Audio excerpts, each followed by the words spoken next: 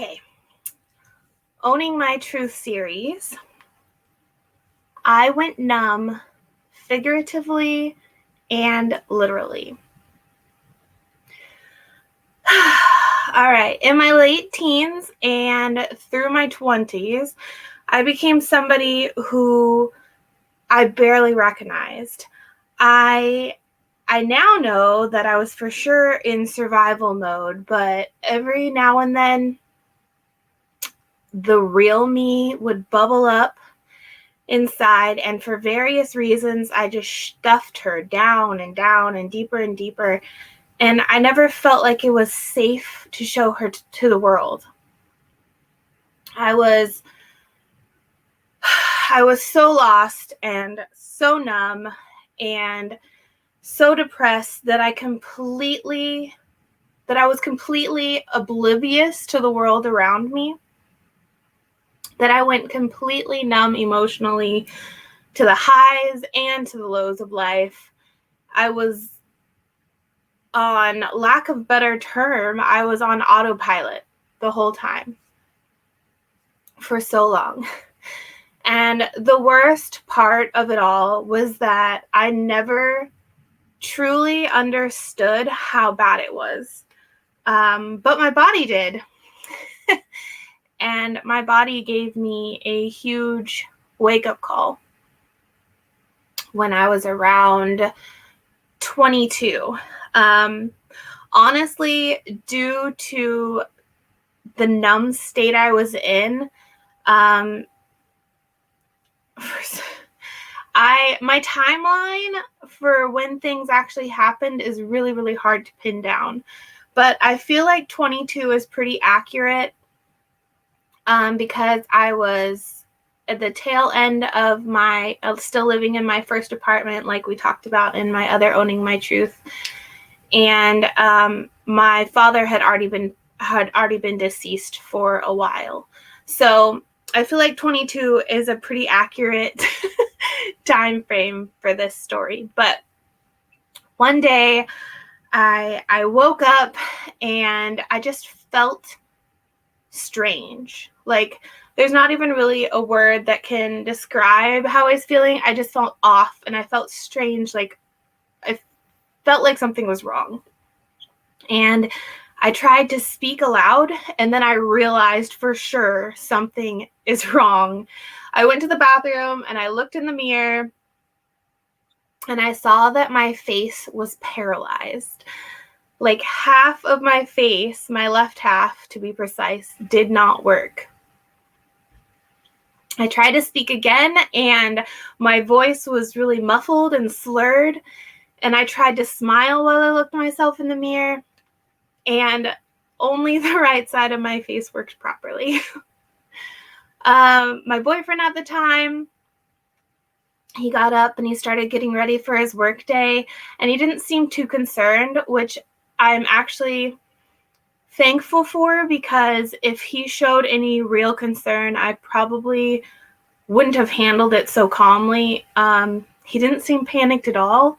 And so I kind of was just confused. I was really confused. However, on that note, I did learn later that he actually thought I was faking it, which is like, how in the world do you think I can fake paralyzing half of my face like that? I do admit that because I was such a high-functioning depressed person, that I was able to put on fantastic happy masks, put on that happy face, but to put on half a happy face is a little bit of a stretch. So he ended up heading off to work, and I called my mother.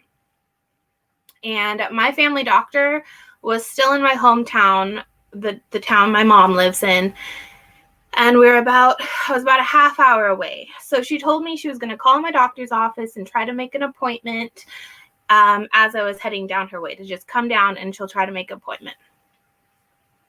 And so I got ready, I got in the car, and I just remember feeling like this was a dream. Like, this can't be happening. I was oddly calm for the situation, but also I was just really confused at what was going on.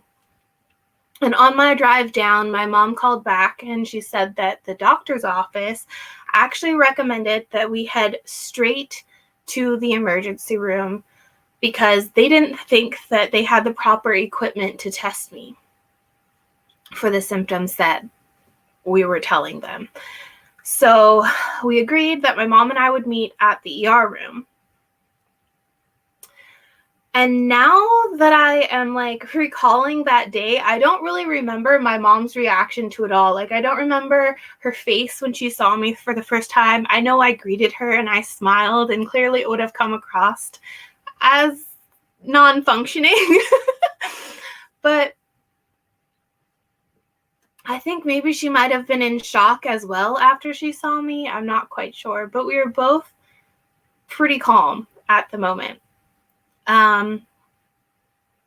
So when we got into the emergency room, they had me raise my eyebrows. Like, that was the first test I remember them doing. And because of that, they determined that I did not have a stroke. Because I guess if I would have been able to raise my left eyebrow, that would have been a sign of a stroke. But I wasn't able to. My left eyebrow didn't move.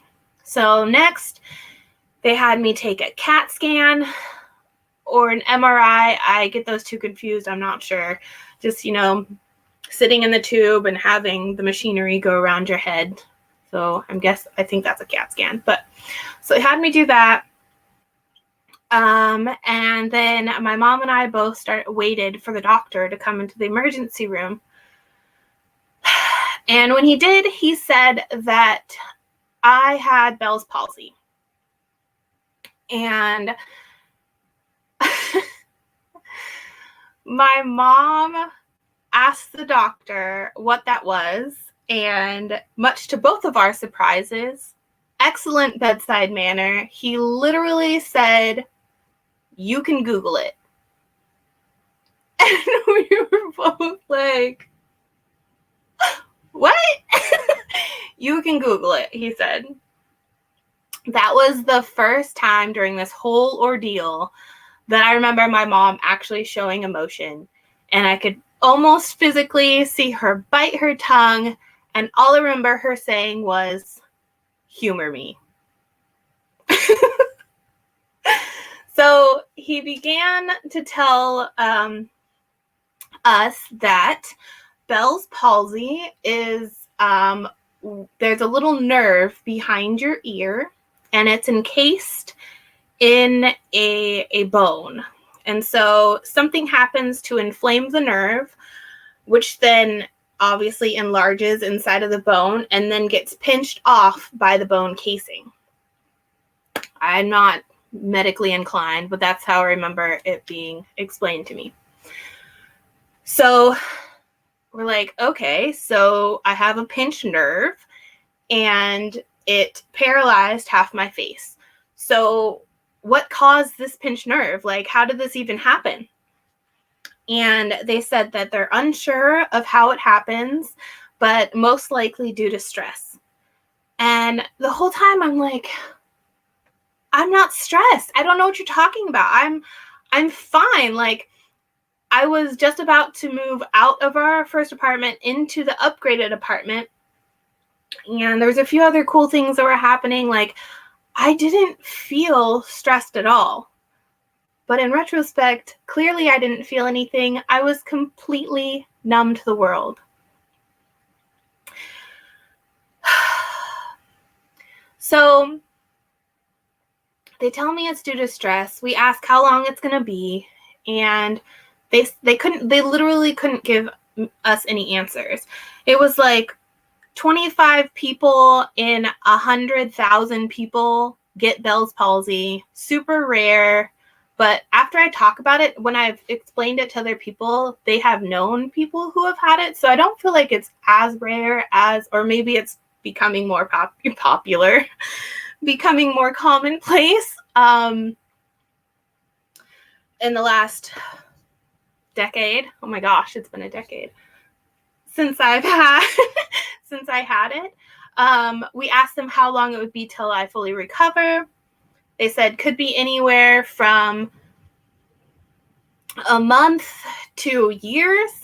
There's a possibility I could never fully recover. I remember them saying it was like everything we asked was completely vague answers. Like, I wasn't gonna die, so I was okay with everything, but it was just odd that they had no real answers at what was happening to me. So it ends up that through different remedies, I was told to massage my face up because of drooping. There was a point where I had to manually blink my eye. I'd squint my eye like this with my fingers, and because usually what happens after you get Bell's palsy is you're prone to eye infections, because that facial muscle, you don't blink as much, and therefore more things get into your eye and cause infection. And so I was super on top of it to make sure that I cleaned and blinked my eyes out. I used eye drops. I massaged up so that my face muscles wouldn't droop once I was done. But it was such an odd experience, and I began getting more and more function back in my face, but I think I didn't actually plateau to the place I am now. Probably between 9 months and a year. And a lot of things happened in that time that was difficult when your face doesn't quite work. But so yeah. So my lesson to you today is that to listen to your body. Don't shove your emotions or your feelings down like I did. They're really trying to tell you something. And if you don't listen to your emotions, your body will be the next. Your body will show you that there's something wrong and there's something that needs to be taken care of. I was in such a state of just numb zombie mind that I literally thought I was like having a good life. Like, I literally thought I was happy. And in retrospect, instead of being happy, I thought I was happy to upgrade our apartment. But in retrospect, I realized that my body was actually acting out because I was about to sign a new lease to extend my time in what I knew was a toxic relationship for me. And I still didn't listen. But we all learn in our own timing, and I just so happened to have sealed that contract to continue to learn just how strong I am when I need to be. But maybe if you take the time to stop and listen to your emotions and what your body is trying to tell you, you don't have to go through that stuff. So,